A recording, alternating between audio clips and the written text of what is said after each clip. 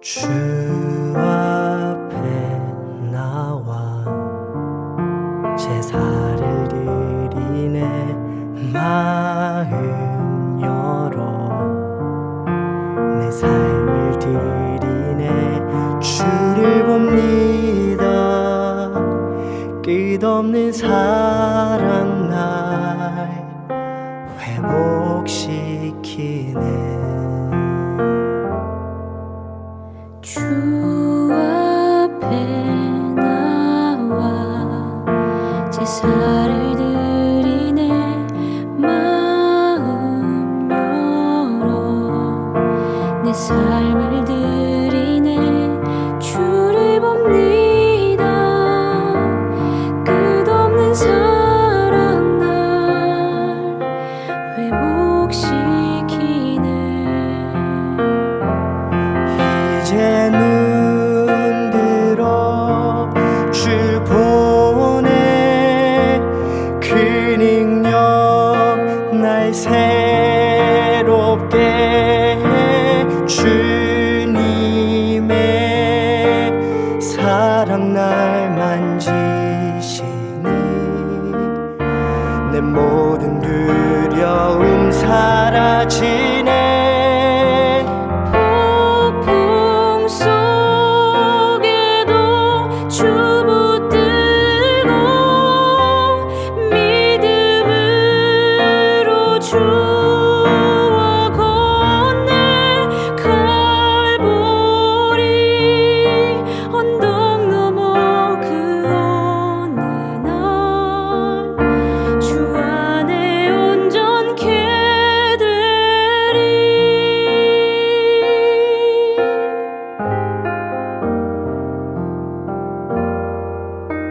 주 앞에 나와 제사를 드리네. 마음 열어 내 삶을 드리네. 주를 봅니다. 끝없는 사랑 날 회복시키네. 이제 눈 들어 주 보내. 그 능력 날 새롭게 해. 주님의 사랑 날 만지시니 내 모든 두려움 사라지네. 폭풍 속에도 주 붙들고 믿음으로 주와 건네. 갈보리 언덕 넘어 그 어느 날 주 안에 온전케 되리. 거친 파도 날 향해 와도 거친 파도 날 향해 와도 주와 함께 날아오리리. 폭풍 가운데 나의 영혼 잠잠하게 주를 보리라. 잠잠하게 주를 보리라. 오늘의 말씀은 예레미야 26장 1절에서 15절입니다. 유다의 왕 요시야의 아들 여호야김이 다스리기 시작한 때에 여호와께로부터 이 말씀이 임하여 이르시되, 여호와께서 이같이 말씀하시니라.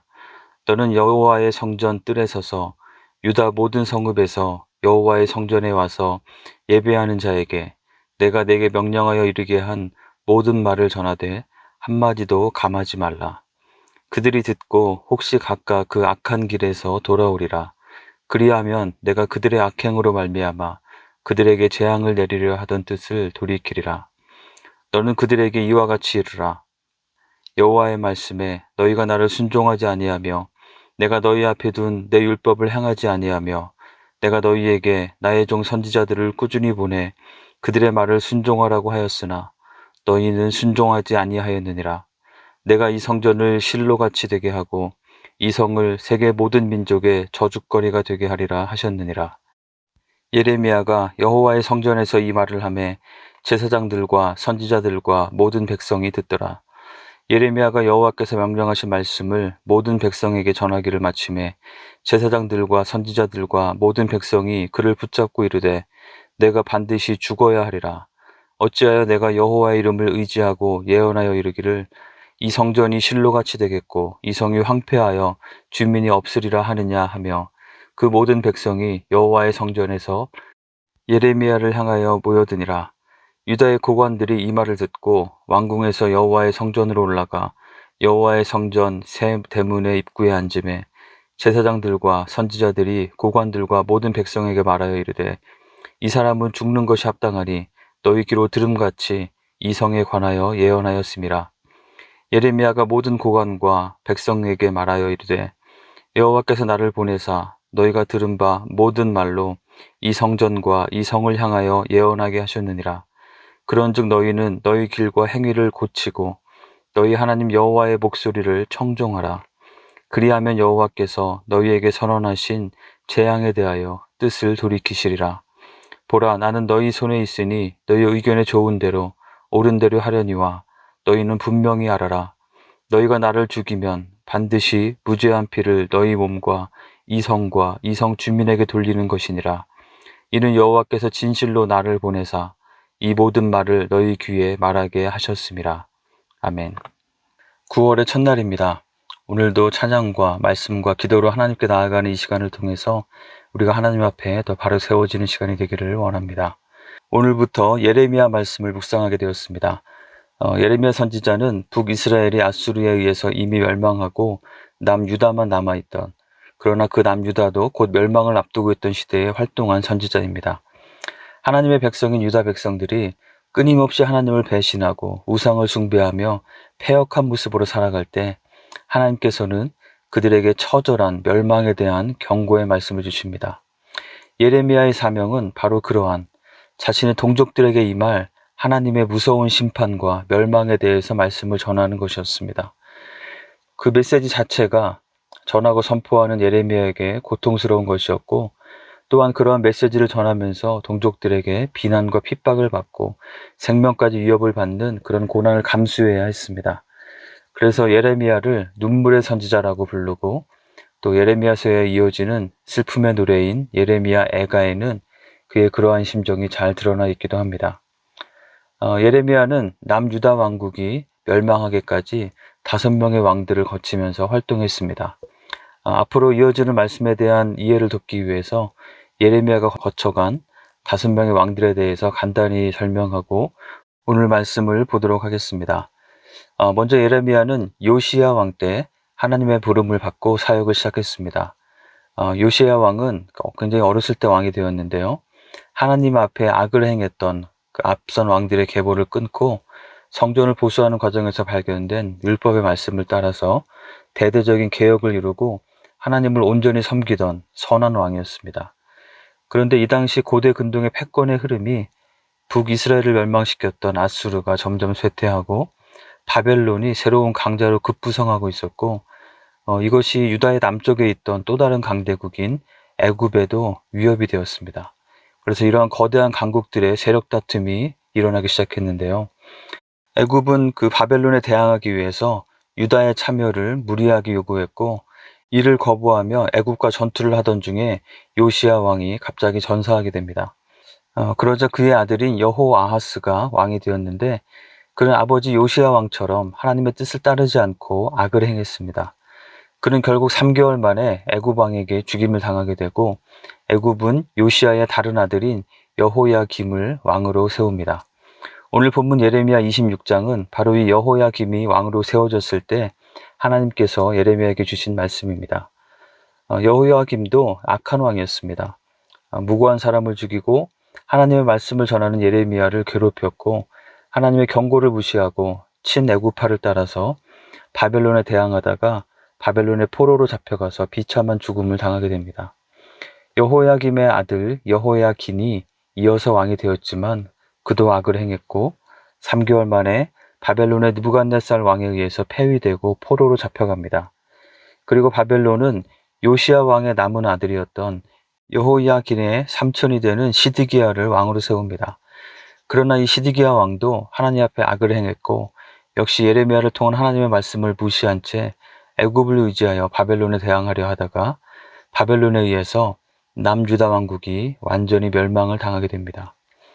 예레미야는 이렇게 요시야, 여호아하스, 여호야김, 여호야긴, 시드기야의 5 왕을 거치면서 남유다가 완전히 멸망하는 과정을 지켜보면서 눈물로써 고통 가운데 하나님의 말씀을 전한 것입니다. 오늘 본문 예레미야 26장은 이 여호야김이 다스리기 시작했을 때 하나님의 말씀이 예레미야에게 임했다고 하며 시작합니다. 2에서 3절을 보면 하나님의 말씀을 하나도 빠뜨리지 말고 그대로 전하라고 하시며 이 말씀을 주시는 목적이 무엇인지 알려주십니다. 그것은 유다 백성들이 특별히 유다의 각처에서 예루살렘에 있는 하나님의 성전에까지 나와서 예배하는 자들이 그 하나님의 말씀을 듣고 그들의 잘못을, 악함을 깨닫고 하나님께로 돌아오기를 원하셨기 때문입니다. 그래서 그들의 악행으로 말미암은 재앙을 내리시려던 뜻을 돌이키시기를 원하셔서 주신 말씀이었습니다. 그 메시지의 내용은 4에서 6절에 나오는데요. 그들이 계속해서 하나님께 순종하지 않으면 이 예루살렘의 성전을 실로같이 되게 하고 모든 민족의 저주거리가 되게 하시겠다는 엄중한 경고의 말씀이었습니다. 실로같이 된다는 것은 무슨 의미였을까요? 이스라엘 백성이 광야 생활 동안 성막을 이동하며 생활하다가 가나안 땅에 정착하고 나서는 그 성막을 한 지역에 고정해서 두게 되었는데 그곳이 바로 실로였습니다. 성막의 핵심이라고 할 수 있는 언약궤가 있는 그곳은 오랫동안 이스라엘 공동체의 영적인 중심지였습니다. 그런데 사무엘상에 보면은 이 타락한 이스라엘이 블레셋과의 전투에서 승리하기 위한 방법으로 자신의 임의로 언약궤를 앞세우며 전투를 하게 됩니다. 아마도 하나님의 임재의 상징이자 요체라고 할 수 있는 이 언약궤를 앞세우면 하나님도 어쩔 수 없이라도 그들에게 승리를 주실 수밖에 없을 것이라는 그런 자의적 판단에 의한 결정이었습니다. 그러나 결과적으로 이스라엘은 전쟁에도 패하고 블레셋에게 언약궤를 빼앗기는 엄청난 수모를 겪게 되었습니다. 물론 하나님의 절대적인 주권 가운데 그 언약궤는 다시 이스라엘로 돌아오게 되지만 한때 영적인 중심지였던 실로는 그 위상을 잃고 세월이 지나면서 폐허가 되고 말았습니다. 성막이 머물던 그 실로가 폐허가 되었듯이 성전과 성전이 있는 예루살렘이 그렇게 폐허가 될 것이라는 무서운 경고의 말씀이었던 것입니다. 그리고 또한 이것은 참기 어려울 만큼 엄청난 모욕적인 말이기도 했습니다. 비록 그 마음은 하나님께로부터 멀어져서 하나님께 순종하지 않고 악을 행하지만 그래도 조상 대대로 뼛속부터 배어있는 선민의식과 예루살렘의 성전은 강력한 아수르로도 점령하지 못했던 곳이고 하나님이 거하시는 이 성전이 있는 한 유대인은 영원토록 존재할 것이라는 생각에 강하게 자리 잡고 있던 이들에게 이 말은 마치 신성모독과도 같은 그런 말이었습니다. 그래서 7에서 9절의 내용처럼 이 말을 들은 제사장과 선지자들과 많은 백성들이 그를 죽이려고 모여들었습니다. 이에 유다의 고관들이 개입해서 일종의 재판과 같은 상황이 벌어지고 제사장과 선지자들이 예레미야를 고발하고 예레미야가 자신의 입장을 피력하는 내용이 오늘 본문에 이어지고 있습니다. 오늘 말씀을 묵상하면서 우리가 다 함께 한 가지 꼭 짚어보고 생각해보기 원하는 것은 이 말씀이 선포된, 이 말씀이 들려진 대상이 바로 성전에 나와서 예배하는 자들이었다는 것입니다. 물론 문화적 관습에 따라서 그냥 성전에 나온 사람들도 있었겠지만 그래도 유다의 각 성읍에서 예루살렘의 성전에까지 나와서 제사를 드리고 예배하는 사람들이었다면 그래도 그 당시 유다 백성들 중에서는 그나마 가장 경건하고 신실할 가능성이 큰 사람들이었을 것입니다. 게다가 제사장들과 선지자라고 하는 사람들은 더욱 그러야 했겠죠. 그런데 이른바 예배하는 자들에게 주어진 이 말씀의 내용이 의외이고 그들의 반응 또한 그러합니다. 스스로 예배자라고 여기는 사람들에게 너희들 정말 이렇게 계속해서 나를 순종하지 않으면 이 성전을 황폐하게 하고 너희를 모든 민족의 복이 되게 하시겠다는 그 약속이 이루어지는 것이 아니라 너희를 모든 민족의 저주거리가 되게 하겠다라고 그렇게 말씀하고 계신 것입니다. 성전에 나와서 예배하는 자들에게 제발 하나님께 순종하라고 말씀하시면서 그렇지 않으면 성전을 폐하겠다는 그런 말씀이 주어진 것입니다. 자, 그렇다면 이들이 드리는 예배는 과연 무슨 예배였을까요? 그들이 열심을 다해서 많은 비용을 들이고 시간을 들여서 예배한다고 하고는 있지만 중요한 무언가가 잘못되어 있었고 하나님께서 원하시는 것과 거리가 멀었다는 그런 말씀입니다. 이에 대한 사람들의 반응도 상식적이지 않습니다. 예배자들이고 또한 그 예배를 이끌고 세워가는 제사장과 소위 선지자들이라면 그동안도 하나님의 뜻을 신실하게 전달해왔던 하나님의 선지자 예레미야를 통해서 이러한 경고의 말씀이 주어졌을 때 찔림을 받고 행위를 돌이키고 하나님의 말씀대로 청종하는 삶을 살도록 반응해야 될 텐데 그들은 그렇지 않았습니다. 자신의 생각과 관점에 굳어져서 하나님의 말씀을 들을 귀가 어두워져 있었던 것입니다. 어찌 예배하는 자들에게 주어진 말씀의 내용이 제발 내 말 좀 순종하라 이고 그 메시지에 대한 그들의 반응이 메신저를 공격하고 죽이려고 하는 것일 수 있는지 예배하는 자들이라고는 하지만 너무나 둔감하고 어두운 모습이었음을 발견하게 됩니다. 자, 그렇다면 이 말씀을 듣고 읽은 우리의 모습은 어떠할까요? 동일한 말씀이 우리에게도 선포되고 있는 것은 아닐까요? 만약 그렇다면 우리의 반응은 어떠해야 할까요? 우리가 살고 있는 이 세상을 둘러보면 디모데후서의 말씀과 같은 모습이 점점 더 노골적으로 극명하게 드러나고 있지 않나 생각됩니다. 때가 이르르니 사람이 바른 교훈을 받지 아니하며 귀가 가려워서 자기의 사욕을 따를 스승을 많이 두고 또 그 귀를 진리에서 돌이켜 허탄한 이야기를 따르리라. 하나님의 진리의 말씀이 무엇인지 바로 이해하려 했으며 그 말씀이 찔림을 주고 쓰다 하더라도 나에게 근본적인 변화를 촉구하는 그 말씀을 붙잡고 그 말씀대로 순종하려 하기보다는 내가 좋아하는 말, 나의 생각에 동조해주고 나의 귀를 시원하게 긁어주는 말을 쫓아다니는 것입니다. 그 정도가 심한 경우에는 심지어 그것이 말씀의 기준과 원리와 정신에 명백히 거스르는 것이라 할지라도 그것을 또 합리화하고 오히려 더 열심을 다해서 쫓아다니기도 합니다. 결국 자신의 생각에 스스로 갇혀서 하나님의 말씀을 귀 기울여 듣고 그것에 자신을 비추어 보며 돌아보고 돌이키는 그 프로세스가 고장나버리기 쉬운 그런 세태 가운데 살고 있는 것입니다. 참된 예배자의 모습은 먼 거리 마다 않고 특심한 열심을 가지고 예루살렘에 있는 성전에 나오는 것 자체에 있지 않습니다. 하나님의 말씀을 듣고 자신을 돌이켜 돌아보며 순종하는 자가 참된 예배자인 것입니다. 디모데후서 3장 1에서 5절의 말씀을 읽고 말씀을 마치려고 합니다. 한 단어 하나씩 곱씹으면서 우리 자신을 말씀에 비추어 보면 좋겠습니다. 너는 이것을 알라. 말세에 고통하는 때가 이르러 사람들이 자기를 사랑하며 돈을 사랑하며 자랑하며 교만하며 비방하며 부모를 거역하며 감사하지 아니하며 거룩하지 아니하며 무정하며 원통함을 풀지 아니하며 모함하며 절제하지 못하며 사나우며 선한 것을 좋아하지 아니하며 배신하며 조급하며 자만하며 쾌락을 사랑하기를 하나님 사랑하는 것보다 더하며 경건의 모양은 있으나 경건의 능력은 부인하니 이 같은 자들에게서 내가 돌아서라. 하나님 앞에 더 정결한 마음으로 순종하는 삶을 통해 바로 이곳에서 또한 세계 모든 민족에게 진정한 복이 되시는 한 분 한 분 되시기를 간절히 축원합니다. 함께 기도하겠습니다. 먼저 오늘 말씀을 기억하며 기도합시다.